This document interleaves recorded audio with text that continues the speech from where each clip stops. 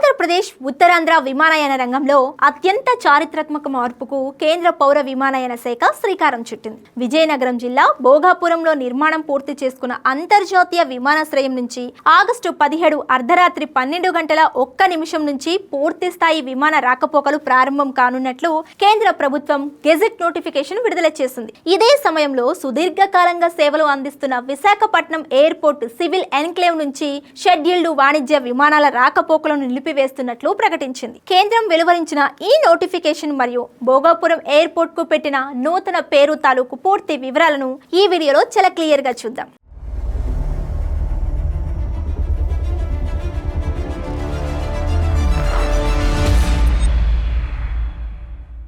Hi hello welcome to Khyathi Connects. నేను సిరి. ఉత్తరాంధ్ర ప్రజలు మరియు పారిశ్రామిక వర్గాలు ఎంతో ఆసక్తిగా ఎదురు చూస్తున్న భోగాపురం అంతర్జాతీయ విమానాశ్రయం ప్రారంభానికి సంబంధించి కేంద్ర ప్రభుత్వం గెజెట్ నోటిఫికేషన్ ద్వారా స్పష్టమైన క్లారిటీ ఇచ్చింది. విజయనగరం జిల్లా భోగాపురంలో నిర్మించిన విమానాశ్రయం ఆగస్టు 17 అర్ధరాత్రి 12 గంటల 1 నిమిషం నుండి క్రమబద్ధీకరమైన విమానయాన రాకపోకలు ప్రారంభమవుతున్నట్లు పౌర విమానయాన శాఖ ప్రకటించింది. దీనికి అనుగుణంగా ఇప్పటి వరకు విశాఖపట్నం ఎయిర్పోర్ట్ కు కేటాయించిన అంతర్జాతీయ ట్రావెల్ కోడ్ విజిటెడ్ ను ఆగస్టు 17 అర్ధరాత్రి నుంచి భోగాపురం విమానాశ్రయానికి బదిలీ చేస్తున్నట్లు తెలిపింది. అంటే ఇకపై విశాఖకు వచ్చే మరియు వెళ్లే అంతర్జాతీయ జాతీయ విమానాల బుకింగ్స్ మరియు రాకపోకలన్నీ భోగాపురం కేంద్రంగానే సాగుతాయి. మరోవైపు గత 30 ఏళ్లుగా పౌర విమానయాన సేవలు అందించిన విశాఖపట్నం ఎయిర్పోర్ట్ సివిల్ ఎన్క్లేవ్ నుంచి షెడ్యూల్డ్ కమర్షియల్ విమానాల రాకపోకలను పూర్తిగా నిలిపివేస్తున్నట్లు కేంద్రం స్పష్టం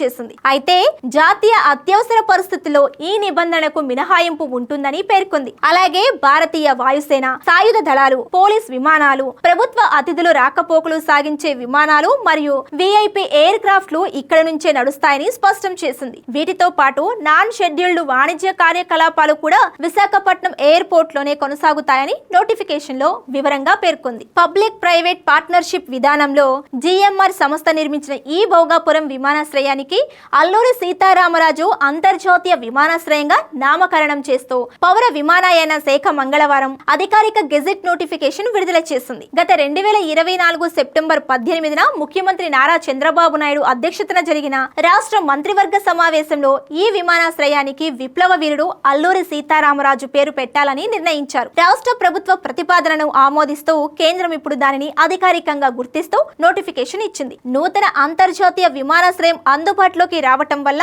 విశాఖ, విజయనగరం, శ్రీకాకుళం జిల్లాలలో టూరిజం, ఐటీ, పారిశ్రామిక రంగాలు మరియు కార్గో రవాణా సరికొత్త పుంతలు తొక్కుతాయని ఆర్థిక విశ్లేషకులు భావిస్తున్నారు. ఆగస్టు 17 నుంచి భోగాపురంలోని అల్లూరి సీతారామరాజు అంతర్జాతీయ విమానాశ్రయం ప్రారంభం కావటం ఉత్తరాంధ్ర ప్రగతికి ఒక కీలక మైలురాయి. విశాఖ నుంచి భోగాపురానికి మారుతున్న ఈ విమానయాన ప్రయాణం ప్రాంతీయ పురోగతికి ఎలాంటి వేగాన్ని ఇస్తుందో వేచి చూడాలి. మరి ఆగస్టు 17 నుంచి భోగాపురం విమానాశ్రయం అందుబాటులోకి రావటంపై మరియు అల్లూరి సీతారామరాజు పేరు ఖరారు చేయటంపై మీ అభిప్రాయం ఏంటి? మీ అమూల్యమైన ఆలోచనలను కింద కామెంట్ సెక్షన్ లో తప్పకుండా రాయండి. మరిన్ని తాజా ఆంధ్రప్రదేశ్ వార్తలు, నిష్పాక్షిక అప్డేట్స్ మరియు లోతైన విశ్లేషణల కోసం మా ఛానల్ ని ఇప్పుడే లైక్ చేయండి, షేర్ చేయండి, సబ్స్క్రైబ్ చేయండి. Keep watching Khyathi connects.